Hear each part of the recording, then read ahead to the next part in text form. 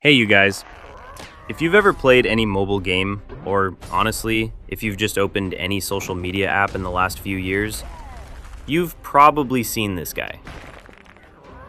This is King Robert, and he's been drowning, burning, getting buried alive, and frozen solid in those frantic mobile ads for years now. The commercials make it look like a super intense, high pressure puzzle game where one wrong move means the king meets a gruesome end. You see a timer ticking down, lava flowing, or a shark circling. And the hand in the ad always seems to make the absolute dumbest move possible, practically begging you to download it and do better. But what actually happens when you download Royal Match? Is the game as wild, stressful, and chaotic as the ads make it seem? Or are we looking at one of the biggest bait and switch campaigns in mobile gaming history? Today, we are pulling back the curtain with an honest deep dive breakdown of what this game looks like once it's actually sitting on your phone. Let's address the elephant in the room right away. Those dramatic save the king before the timer runs out levels you see in the commercials. In the actual app, they're called King's Nightmares. But here's the catch. In reality, they aren't the main game at all. They're just occasional mini-games that pop up every 15 to 20 levels or so. And they are completely optional. If you don't want to deal with the stress of saving King Robert from a collapsing ceiling of boulders or a rising pool of acid, you can literally just skip them.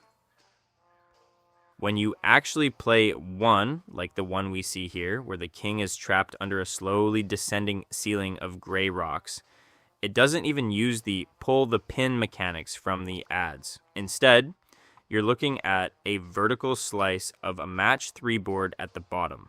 You have to quickly clear rows of crowns and shields to lower the platform and get him out of harm's way. And let's be real, sometimes you just fail. If you don't clear the tiles fast enough, the rocks crush the platform, the screen fades, and a giant red fail stamp pops up. But instead of a game over, you just slide right back to the main map screen like nothing happened. King Robert is perfectly fine, completely unscathed, and waiting for you to build him a virtual garden. So, if you're not constantly saving the king from lava and danger every couple of minutes, what are you doing? Let me tell you, you are playing a very standard, traditional match 3 puzzle game. The ads sell it like some crazy action-adventure strategy game, but it's really just a chill, casual puzzle experience. You're swapping colored shields, green books, blue potions, and red apples around to clear specific targets. For instance, look at level 253. Your objectives aren't to redirect a river or outrun a monster. Your targets are simple. Clear 6 green potions and 43 target boards scattered across the grid. You start the level with a set amount of moves, 38 moves in this case, and your entire goal is to clear those items before that counter hits 0. Now, one thing the game actually gets 100% right is the visual presentation. Surprisingly, the animation looks pretty much identical to what they show in the ads. It's clean, incredibly smooth, and way more polished than a lot of other match 3 games on the market. When you match 4 or 5 items, the pieces don't just disappear, they transform into power-ups with incredibly fluid animations. The visual effects feel heavy and satisfying, and the entire app runs flawlessly without any noticeable lag or stuttering, which makes the basic act of moving tiles around feel genuinely good. To clear these boards, the game relies heavily on special items you create by matching large groups of tiles. If you map out a T-shape or an L shape, you create TNT barrels that blow up a massive radius of tiles. Match 4 in a row and you get a rocket that clears an entire line. Match 5 and you unlock the light ball, which clears every single tile of a specific color off the board. Before you even launch a level, the game gives you the option to pre-equip these boosters, like starting a match with a propeller, a TNT barrel, or a light ball already placed randomly on your grid. When the level starts, these power-ups trigger automatically, often setting off massive chain reactions that clear half the board before you even make your first official move. When you trigger a cascade of rockets and TNT, coins fly everywhere, multipliers activate, and the game does a fantastic job of giving you that quick hit of dopamine. If you just want something high quality to zone out with during a quick 5-minute break at work or school, the core loop here is honestly top tier for the genre. Plus, the single biggest win for a Royal Match, and something that is shockingly rare these days, is that there are no forced ads. You can play back-to-back levels without getting interrupted by annoying 30-second unskippable commercials for other mobile games. That lack of interruption makes the gameplay experience feel remarkably premium. But here's where we have to talk about the bad, because it isn't all casual fun and smooth animations. Everything feels great for the first couple hundred levels. You're cruising through, unlocking new areas like the peaceful Oriental Garden and accumulating a nice bank of coins. But right around level 200 to level 500, the game hits a massive, invisible wall. The difficulty doesn't just curve upward, it spikes straight into a mountain. Suddenly, the boards stop feeling like fair puzzles and start feeling completely rigged. The game intentionally designs layouts where you will consistently find yourself just 1 or 2 moves away from winning when your move counter runs out. Look at what happens on level 255. It's explicitly labeled as a super hard level.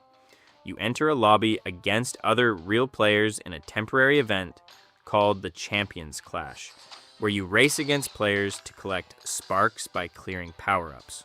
The pressure is on.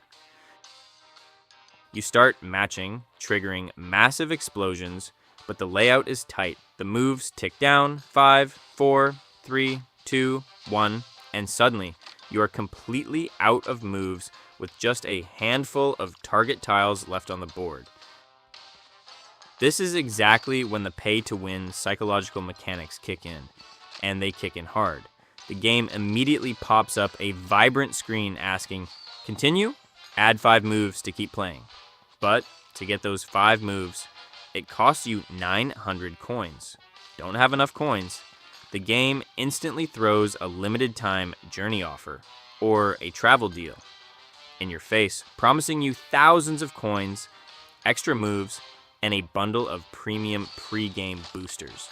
If you aren't careful, spending $1 here and $1 there to get past these super hard levels will add up incredibly fast. To keep you hooked and distract you from the frustration of losing, Royal Match constantly bombards you with side events. Beyond the Champions Clash, there's the Lava Quest, where you have to beat a consecutive streak of 7 levels alongside a pool of 100 players. As players fail, they get knocked out, and the surviving players split a massive prize pool of gold coins. These events are clever because they leverage artificial scarcity and competition. You see the player count drop from 100 to 80 to 53, and you think, "I'm doing great, I can't quit now." But the moment you fail a level during a streak event like Lava Quest, you lose your progress, you lose your active bonuses like the Butler's Gift multiplier, and you're forced to start over from scratch. Unless, of course, you open your wallet and pay premium coins to keep the streak alive. It's a highly optimized loop designed to convert casual, free-to-play gamers into paying customers the second they get stuck. So let's wrap this up. Should you actually download Royal Match? If you're looking for a highly polished, visually clean, completely ad-free Match 3 game to play casually, and you have the mental discipline to just accept losing a level, or you are okay to just buy coins inside the app pulling out your credit card, then yeah, absolutely. It's arguably one of the best engineered casual puzzle games available right now.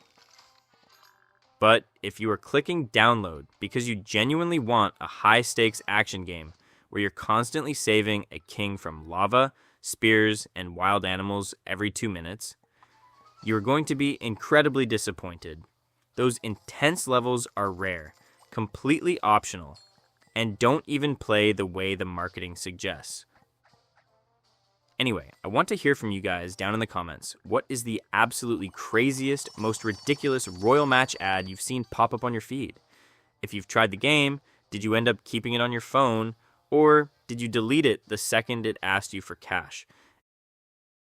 If you found this honest breakdown helpful, make sure to drop a like and subscribe to the channel for more real, unfiltered mobile game reviews. Thanks for watching, and I'll catch you guys in the next one.